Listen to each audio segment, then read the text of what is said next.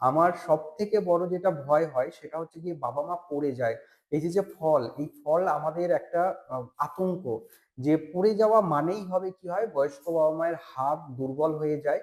কারণ হচ্ছে আমাদের বয়স হওয়ার সাথে, সাথে অস্টিওপোরোসিস হতে শুরু করে এবং পড়ে গেলেই হচ্ছে গিয়ে হাড় ভেঙে যায়। বাবা-মাকে পড়ে যেতে দেওয়া যাবে না। বয়স্ক মা-বাবার যে চোখের সমস্যা, কানের সমস্যা, ব্যালেন্স রাখতে পারে না। কারণ ব্যালেন্সের জন্য কিন্তু আমাদের কান একটা বড় জায়গা। কারণ হচ্ছে গিয়ে পড়ে যাওয়ায় যে চোখে না দেখা এটা একটা বড় সমস্যা। হচ্ছে গিয়ে জানলা দরজা। কারণ হচ্ছে গিয়ে যদি সবকিছু আমি বন্ধ করে রাখি, কারণ ক্রস ভেন্টিলেশন যদি না হয় তাহলে কিন্তু খুব একটা বড় প্রবলেম এটা। কারণ হচ্ছে গিয়ে ফ্রেশ এয়ার বা ফ্রেশ কিছু আমরা পাবো না। ঘরের ভিতরে যা আছে তাই থাকবে।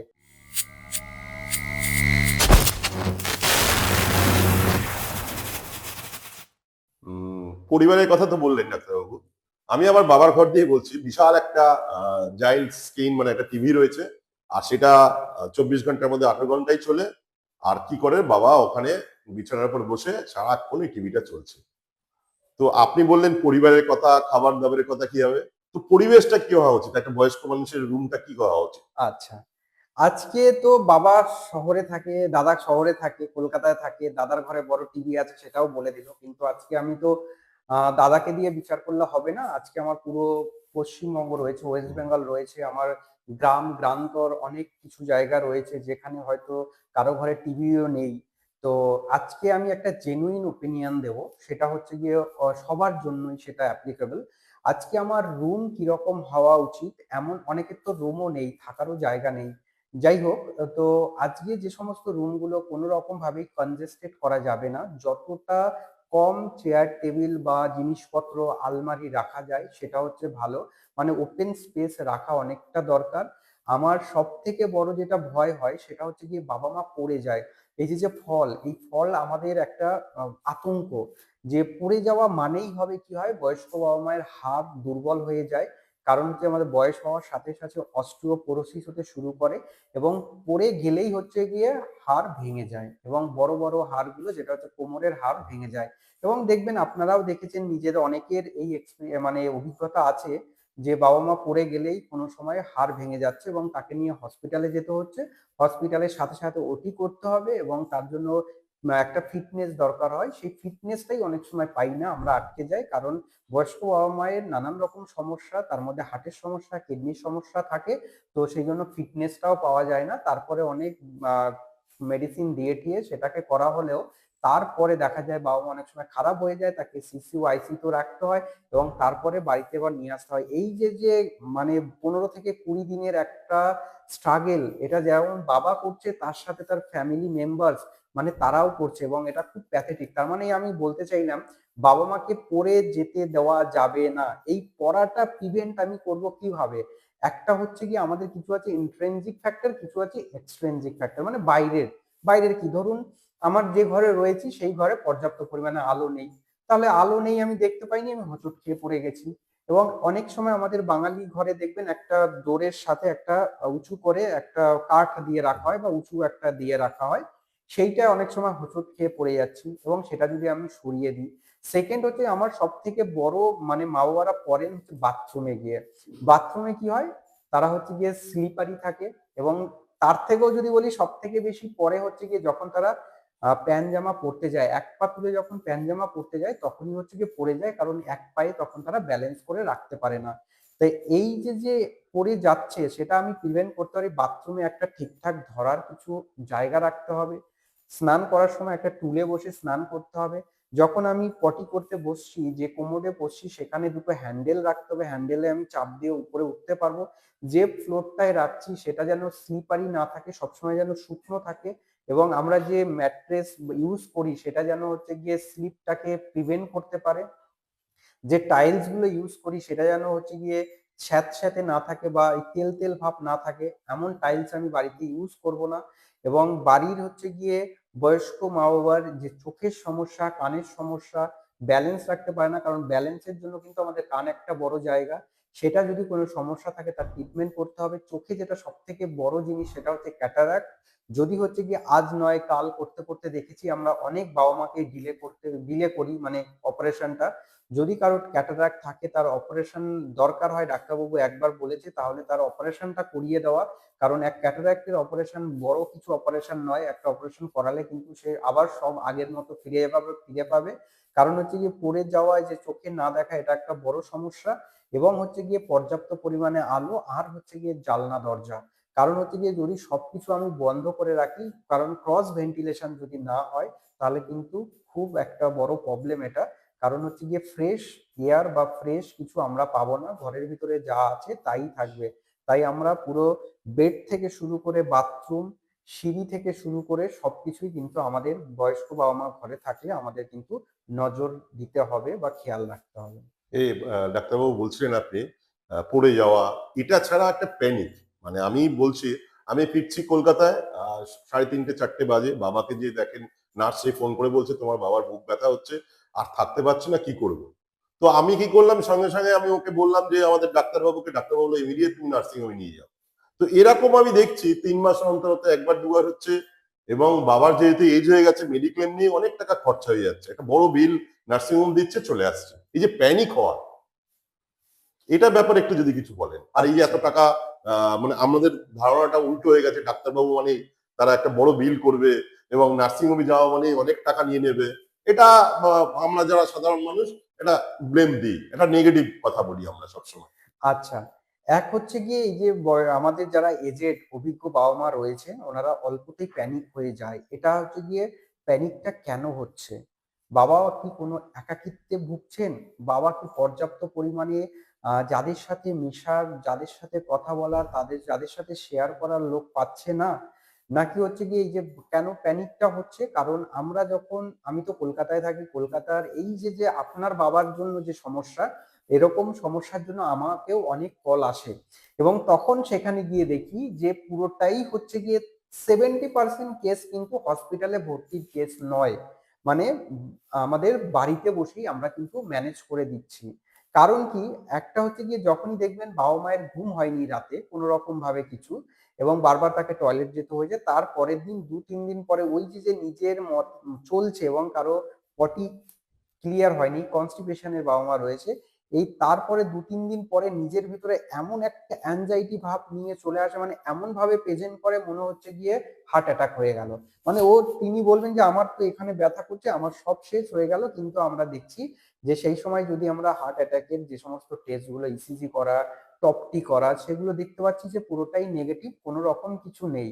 তার মানে এই যে প্যানিক হওয়া মানেই হসপিটালে ভর্তি হতে হবে, এটা কিন্তু নয়। হসপিটালে ভর্তি হওয়া একটা বড় মানে প্রসেস। মানে হসপিটাল কিন্তু কোনো সময়ের জন্যই ভালো জায়গা নয়। হসপিটালে কারা যায়? হসপিটালে যায় রোগীরা যায়। রোগীরা কি নানান রকম রোগী থাকে সেখানে। কারো হচ্ছে নিউমোনিয়া থাকে, কারো হার্টের প্রবলেম, কিডনির প্রবলেম। তাহলে ওই জায়গাটা কোনো সময়ের জন্য ভালো জায়গা আমার অ্যাটলিস্ট মনে হয় না। আমি নিজে তো কাজ করছি হসপিটালে, এবং আমি সেগুলো নিয়েই ডিল করছি, সেটা আমার প্রফেশন, সেটা আলাদা ব্যাপার। কিন্তু হচ্ছে হসপিটালে ভর্তি করে দেওয়া বা হসপিটালে যাওয়া মানে ভালো কিন্তু সেটা নয়। আজকে আমার এই ভিডিও তো বাবা মাও দেখবে, বয়স্ক বাবা মাও দেখবে, তাদের ক্ষেত্রে কিছু হলেই যে আমি হসপিটালে নিয়ে চল, আমাকে হসপিটালে নিয়ে চল, এটা কোনো সলিউশন নয়। তবে কিছু কিছু ক্ষেত্রে 100 বার যেটা হচ্ছে গিয়ে হসপিটালে অ্যাডমিশন করতে হয়, এবং আমরা যখন বুঝে যাই যে না, বাবা মাকে আর বাড়িতে রাখা যাবে না, তখন কিন্তু তাকে হসপিটালে অ্যাডমিশন করতে হয়। তো হসপিটালে অ্যাডমিশন না করিয়ে, যেটা সব থেকে বড় কথা, যে পাড়ার বা আশেপাশে যে ডাক্তারবাবু আপনাদের সব থেকে কাছের, বা যে আসবেন একবার শুধু যদি বাড়িতে এসে দেখে যান, এবং তিনি যদি বলেন যে না হসপিটালে ভর্তি করে, দেখুন এখন হচ্ছে গিয়ে যদি বাই ফোন কল করে, আমি তো পেশেন্টকে দেখছি না, আমি পেশেন্টকে ডিল করছি না। একটা ওই যে বললাম 70% পেশেন্ট হসপিটালে ভর্তি করার দরকার নেই, কিন্তু 30% তো দরকার। এবার সেই 30%ও তো আমি যদি সেটাকে মিস করে যাই, আমি যদি বলি না হসপিটালে ভর্তি করতে হবে না, যদি কিছু হয়ে যায় সেই ব্লেমটা কিন্তু আপনি আমাকেই দেবেন। যেন কোনো ডাক্তারবাবু বাই ফোন বা কোনো কিছুতে সে কিন্তু রিস্ক নিতে চায় না, সে বলে দেয় ঠিক আছে হসপিটালে ভর্তি করুন, দেখা যাক কি হয়। কিন্তু হচ্ছে কি, আপনারা সেই মুভমেন্টে এমন কিছু ডাক্তারবাবুকে রাখুন, বা যারা আসবেন বা সেই ফেসটা দেখবেন, তিনি যদি মনে করেন না এনাকে আমি বাড়িতেই ম্যানেজ করতে পারবো, যে জাস্ট নেবুলাইজেশন দিলে, একটা দুটো অ্যান্টিবায়োটিক্স, ওরাল অ্যান্টিবায়োটিক্স দিলেই ম্যানেজ হয়ে যাবে, বা আমি টপটি করে নিলাম যে আমার হার্ট অ্যাটাক নেই, ব্যাস আমার তাহলে পুরোটাই প্যানিক অ্যাটাক ওনার হচ্ছে, বা হচ্ছে গিয়ে সোমাটিক ডিসঅর্ডার যেটা রয়েছে, সাইকোসোমাটিক ডিসঅর্ডার সেটা রয়েছে। তো তো সেগুলো তো হচ্ছে গিয়ে আমরা বাড়িতেই ম্যানেজ করতে পারি। আর যদি দেখি যে কারোর ব্রেন স্ট্রোক হয়ে গেছে বা কারো হার্ট অ্যাটাক হয়ে গেছে এবং তাকে ইমিডিয়েট এবং চেস্টে এতটাই ইনফেকশন হয়ে রয়েছে যে বাড়িতে কোনো রকম ভাবেই ওরাল অ্যান্টিবায়োটিক্স দিয়ে কন্ট্রোল করা যাবে না, তাকে হচ্ছে গিয়ে আইভি অ্যান্টিবায়োটিক্স দিতে হবে এবং একজন ডাক্তারের 24 ঘন্টার তার সামনে থাকলে বেটার হয়। তখন কিন্তু আমরা বাবা মাকে হসপিটালে ভর্তি করব। আর হচ্ছে দাদার লাস্ট যে প্রশ্নটা ছিল, যেটা হসপিটালে গেলেই তো বিল হবে। আর হসপিটালে তো দেখুন এটা একটা স্বাভাবিক জায়গা যেখানে একটা নানান রকম স্টাফ রয়েছে, নানান রকম ভাবে খরচা হয়, জিনিসপত্র রয়েছে। ওখানে যাওয়া মানে প্রত্যেকটা জিনিস ইউজ হচ্ছে, একটা গ্লাভস থেকে শুরু করে একটা ইনজেকশন থেকে শুরু করে একটা নিডিল থেকে শুরু করে এগুলো তো সবই টাকা দিয়ে কিনতে হয়। যাই হোক, আমি আর ওই পলিসিতে বা বিল বাড়ছে বিল কমছে সেটাই যাচ্ছি না। সেটা একটা বড় জায়গা বা কন্ট্রোভার্সি জায়গা। খরচা যেগুলো হয় এটা স্বাভাবিক, সবাই যে সবকিছু না, আমাদের একটা ধারণা থাকে ঠিকই, কিন্তু খরচা তো হসপিটালে গেলে হবে এটা স্বাভাবিক। কারণ সেখানে সবাই আপনার বাবাকে ভালো রাখার জন্য কাজ করছে এবং জিনিসপত্রগুলো অ্যাপ্লাই করছে, তার তো কস্ট আছে, ডাক্তারের ফিস আছে, নার্সিং স্টাফদের রয়েছে, ম্যানেজমেন্ট কমিটি রয়েছে, সবকিছু একটা হসপিটাল রান করছে, সেটা তারও খরচা দরকার। তো খরচার ব্যাপারটা থাক, অন্য একদিন আরো বড় করে আলোচনা করব। তো আজকে দেখি দাদার আর কোনো নেক্সট প্রশ্ন আছে কিনা। এতক্ষণ আমরা ট্রাভো পডকাস্টে অতিথি হিসেবে পেয়েছিলাম আহ, কলকাতার প্রথম এমডি এবং ডক্টর পার্থ মন্ডলকে। ডাক্তারবাবুর কাছে অনেক কিছু শুনলাম, অনেক অজানা কথা শুনলাম। তো ডাক্তারবাবুর কাছে শেষ প্রশ্নটা, আমাদের বয়স্ক মানুষদের জন্য কি বলবেন? আজকে আমার শেষ যে মেসেজটা যাবে, আজকে আমার যারা মা বাবা রয়েছেন তারা হচ্ছেন আমাদের কাছে কি বলবো, তারা হচ্ছে গিয়ে আমাদের ইতিহাস আমাদের তুলে ধরবে, তাদের কাছ থেকে আমরা অনেক কিছু শিখি। আজকে আমি জেডিয়াট্রিক্স মেডিসিন নিলাম, জেডিয়াট্রিক করছি কারণ একটাই, এই যে যে বাবা মায়ের আশীর্বাদ ভালোবাসা, এটাই মনে হয় আমার জীবনের সব থেকে বড় প্রাপ্তি। এবং অনেক বাবা মা আছেন যাদেরকে আমি দেখি, এবং এর থেকে হয়তো এগুলো টাকা পয়সা দিয়ে কিনে এগুলো পাওয়া যায় না। আর হচ্ছে বাবা মাকে ভালো থাকার জন্য যা যা করতে হবে সেটা হচ্ছে গিয়ে ছেলে মেয়ে যে কথাগুলো বলছে সেগুলো মানতে হবে। কারণ আপনার উপরে কোনো কিছু জোর করে চাপিয়ে দিচ্ছে না। আপনার যদি মনে হয় যে না আমার এটা ঠিক পছন্দ হচ্ছে না, সেটা আপনি ডিরেক্ট আপনার ছেলে মেয়েকে বলুন, দেখ বাবা এটা ঠিক আমি মেনে নিতে পারছি না। দেখুন আপনার ছেলে মেয়েও কিন্তু সেটা সলিউশন আপনাকে দেবে, এবং ছেলে মেয়েও চায় না যে আপনি অশান্তির মধ্যে থাকুন, আপনি ডিপ্রেশনে চলে যান। এবং সেকেন্ড তাহলে বললাম, ছেলে মেয়ের কথা শুনতে হবে এবং নিজেদেরকে আমি পারবো না, আমি করব না, আমি জানি না, এই তিনটে কথা বলা যাবে না। আপনাকে যা হচ্ছে দেখে নেব, আমি আমি তো করি, তাতেও কিন্তু আপনি ভালো থাকতে পারবেন।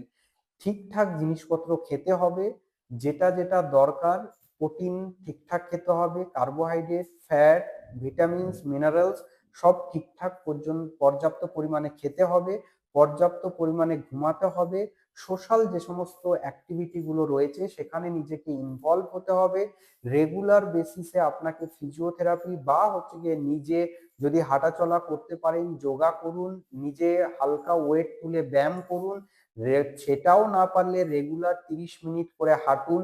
এবার অনেক বাবা মায়ের প্রশ্ন, ডাক্তারবাবু আমি তো ঘরের এই কাজ করছি ওই কাজ করছি, দৌড়াদৌড়ি করে কাজ করছি, তাহলে তো আমার হাঁটাই হচ্ছে সারাদিন। ওই হাঁটাটা কিন্তু আমরা কাউন্ট করি না।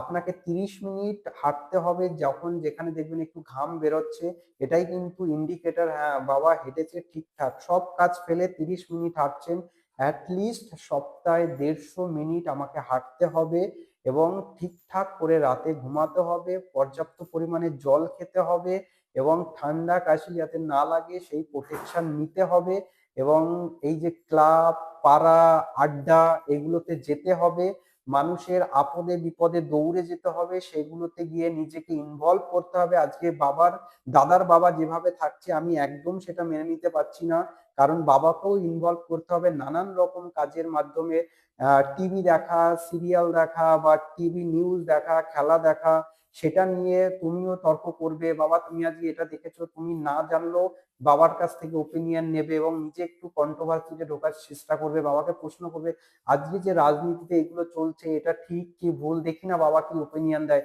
আজকে যদি বাবাকে আপনি এই কোশ্চেনটা করেন, সেকেন্ড দিন কিন্তু বাবা ওটা ভালো করে দেখে আপনার জন্য তর্ক করতে রেডি হয়ে যাবে। এই সমস্ত জিনিসগুলো নিয়ে বাবাকে অ্যাক্টিভ রাখতে হবে। এবং এই যে যে রেগুলার যদি বাবা কেউ কিছু করতে পারে, কেউ গান করতে পারে তাকে গান করতে দিতে হবে, কেউ লিখতে পারে তাকে লিখতে দিতে হবে, তার যেটা হবিস সেটাকে তাকে প্রায়োরিটি দিতে হবে। এবং কেউ যদি বলে যে আমি আজকে এমন কিছু করতে পারি যেটা আমার বয়স হয়ে গেছে বলে করতে পারছি না, সেটা করার তাকে সব রকম সাহায্য করতে হবে। কারণ আমরা আমাদের জীবনে আজকে আমি 30 বছর 31 বছর বয়স, যেটা এখন করতে পারছি না, অনেক কিছু চাইলেও করতে পারছি না, কারণ ওই যে বললাম র্যাট রেস, আমার সময় নেই। কিন্তু আফটার 60 ইয়ার্স তো আমার কাছে সময় আর সময়, এই সমস্ত যে সমস্ত সুপ্ত আমার বাসনা বা হচ্ছে গিয়ে ভালো জিনিস যেটা আমার করার, সেই সময় তো অফুরন্ত সময়। সেই সময় কিন্তু তার উপরে ফোকাস দিতে হবে এবং হচ্ছে সবাইকে নিয়ে চলা।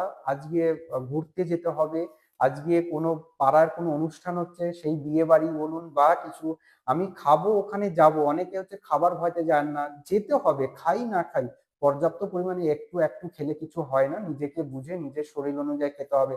তাই ভালো থাকার জন্য এই যে এতগুলো কথা বললাম, এইগুলো যদি মেনে চলতে পারেন আপনারা নিশ্চয়ই ভালো থাকবেন এবং আপনারা বাড়ির ছেলে মেয়েকেও ভালো রাখতে পারবেন, নাতি পুতনিকেও ভালো রাখতে পারবেন, তার সাথে পাড়ার প্রতিবেশী সবাইকে ভালো রাখতে পারবেন। নিজে ভালো থাকলে সব ভালো, এটাই আমার মনে হয়। আপনার সঙ্গে যদি যোগাযোগ করতে চায় কেউ, কিভাবে যোগাযোগ করবে? আমি তো এখন কলকাতা মেডিকেল কলেজে আছি, তাছাড়া হচ্ছে কি আমি থাকি কলকাতাতেই থাকি এবং স্ক্রিনে আমার নাম্বারটা দেওয়া থাকবে এবং যদি আপনারা যোগাযোগ করতে চান আমাকে হোয়াটসঅ্যাপ করতে পারেন এবং যার যেটা কমপ্লেন সেটা আমাকে জানালে আমি সময় মতো আপনাদের সাথে যোগাযোগ করে নেব বা আমি সেই যদি হোয়াটসঅ্যাপে রিপ্লাই দিতে হয় সেটাও আমি দেব। তো আপনাদের জন্য আমি সবসময় আছি, অলওয়েজ আছি। আমি একটা ফ্রি ক্যাম্পও করি রোজ সানডে করে, আমি ইভিনিং এ প্রায় 50টা পেশেন্ট দেখি। সেটা হচ্ছে গিয়ে হরিচাঁদ গুরুচাঁদ সেবা সংঘ। এটা আমার পুরোটাই ব্যক্তিগত ব্যাপার, আমার ভালো লাগে বাবা মায়ের উপর কাজ করতে এবং সেখানেও যদি কেউ আসতে চান তাহলেও সেটা আসতে পারেন। এবং যদি যে বাবা মা আমার দূরে রয়েছে কলকাতা থেকে, ওনারা যদি অনলাইন কনসালটেশন করতে চান সেটাও কিন্তু আমাকে করতে পারেন। এবং প্রথমে আমার হোয়াটসঅ্যাপে জানিয়ে দিতে হবে এবং কি দরকার সেটা জানিয়ে দিতে হবে, সেই মতো আমি ফোন করব। কারণ অনেক সময় দেখা যায় অনেক বাবা মা জাস্ট আমার একটু মাথা ঘুরছে তার জন্য ফোন করা, এটা কিন্তু পরবর্তী সময়ে আমারই বিরক্ত লেগে যায়, কারণ যেখানে আমি কোনো যুক্তিই নেই, সেই সমস্তগুলো যদি না হয়। এবং আমি অলওয়েজ আছি, আপনাদের সাথে আছি, আপনাদের ডাক্তারবাবু পার্থ মণ্ডল। বয়স্ক মা বাবাই হচ্ছে কি আমার জীবনের সব, এই আর কি। অসংখ্য ধন্যবাদ ডাক্তারবাবুকে। ট্রাভো পডকাস্ট, জীবনের গল্প যা ভাবাবে। আমরা এখানেই শেষ করছি আমাদের এই অনুষ্ঠান। নমস্কার। নমস্কার।